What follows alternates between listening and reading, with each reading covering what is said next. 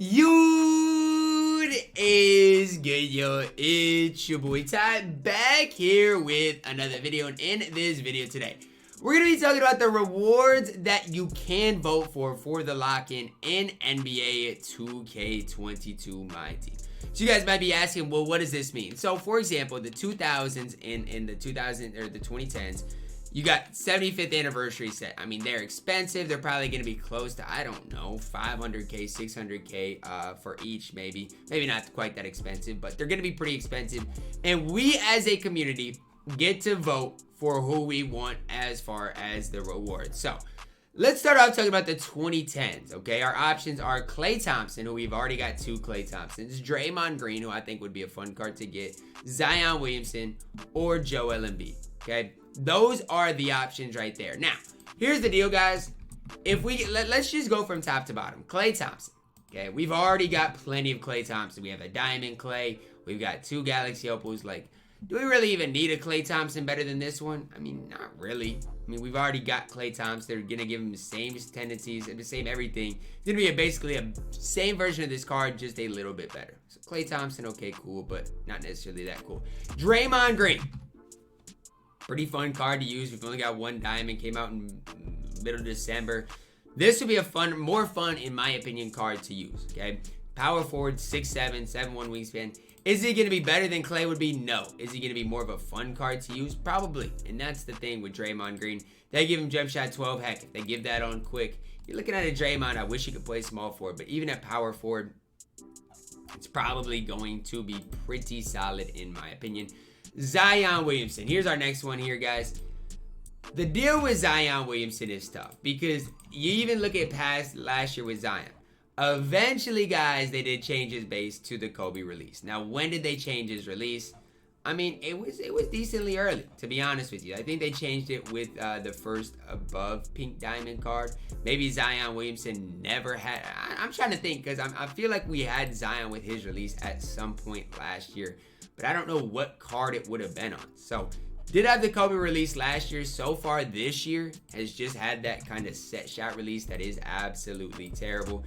The deal with Zion, though, is if 2K decided to change his SIGs, which they would nearly have to do to make this card a lock-in, that's who I think would be the most fun card. Because he's basically Draymond, but way wider and just has more of that upside, in my opinion, than a guy like Draymond Green. Last but certainly not least, Joel Embiid, okay? Joel Embiid, a center. If we got this as a lock-in Joel Embiid, you're probably looking at one of the best centers in the game, if not the top center in the game.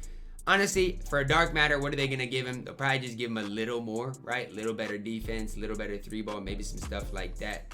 Honestly, guys, as far as the hype, I'm voting Zion Williamson. Now, looks like Klay Thompson is probably the card we're going to get, as you guys can see here. I don't think much is going to shift where that's at. Everybody's in love with Klay Thompson, and I can't really sit here and fault them. Klay Thompson is really good in my team.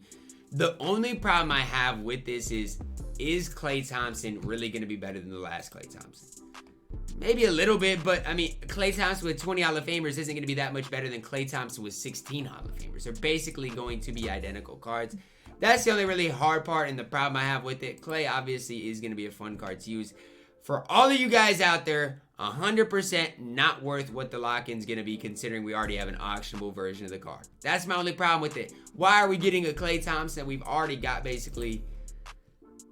It is what it is. I'm not going to sit here and fault you guys for voting for the best player probably that is going to come out of here, but I just don't know about Klay Thompson. Now, the 2000s set, okay? Our options are Dwight Howard, Chris Bosh, Manu Ginobili, Steve Francis. Let's start with Dwight Howard. Now, here's the deal. If we got Dwight Howard, they'd probably give him a 3-ball, okay? Combine the 3-ball with his good player model, which Dwight Howard already has. We're probably looking at Dwight Howard. I don't even know if we got a Dwight Howard last year that could shoot. Maybe, was it 2K20? Because I'm pretty confident. Yeah, this is the Dwight Howard I'm thinking of.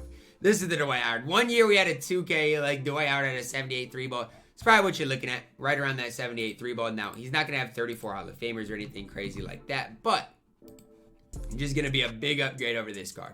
We're due for a Dwight card, and Dwight would be one of the best inside bigs in the game. Would he be better than a guy like Wilt Chamberlain? That's the only thing. I don't necessarily know. Only 6'11". We've already got one lock into Dwight. Why do we need another one? I don't know. Chris Bosh is our next option here. Honestly, guys, this might be the option I roll with. Now, with Chris Bosh, set shot 7, is it great? Not great, but if they put it on quick, it might be really solid, can shoot the ball. Chris Bosh has a lot of room for improvement, especially on the defensive end of the court. You might not think of Chris Bosh as being like the man with the plan, but they give Chris Bosh a dark matter card. He might be the man with the plan. Manu Ginobili. Have we not seen enough of Manu Ginobili already? I mean, my goodness. The card's got shifty dribble style, but he's got jump shot 18, which is just horrible. Again, another guy that could have used way better defense. Manu would maybe be fun, but not, that high on my priority list. And last, but not least, is Steve Francis. Now, Steve Francis, there's a problem with the card with Steve Francis. That problem is he's only 6'3". That's not going to change. Release-wise, not going to change. They can make Steve Francis a little bit better again, because this card was not that great. But it's not like he's going to be the best center or anything in the game. So the guys that have potential in the 2000s, in my opinion, are Dwight Howard and Chris Bosh. That is, in my opinion, the guys that I would want to see. Now, who do I want to see?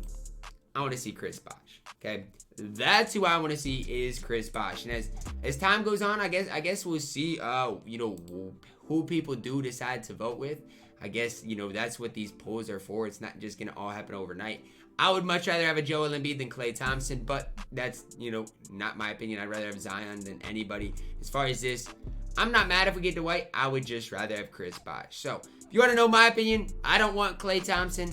And honestly, I'm fine with Dwight Howard, but I'd rather have Chris Bosh. I'm fine with Klay Thompson. He's one of my favorite shooting guards in the game. If we get him, he's going to play in 250K for me. It's just quite honestly that simple. He is that good. So that's going to wrap it up for my opinion on these new polls. I think in general, the other polls are going to come later on. So I think the 90s, 80s, 70s, 60s, they'll come at a later date. So maybe we'll get them in groups of 2. So then, the 90s, 80s up next and the 70s, 60s last. That's kind of what I'm thinking. But in general, I do like the fact that 2K is doing something in which the community gets involved. I think this is really cool. At the same time, it's important to remember none of these cards are free. You're going to have to spend some MT to get, in position to lock in for these cards. But that's just another thing added into this season, right? You might not think, the 75th anniversary has been much so far. But we don't have the set rewards yet, and that is what is probably going to, be the most exciting part and a super exciting part of this season. So just going to be important to kind of monitor this as time goes on. If Klay Thompson stays at that 45% or if it gets adjusted.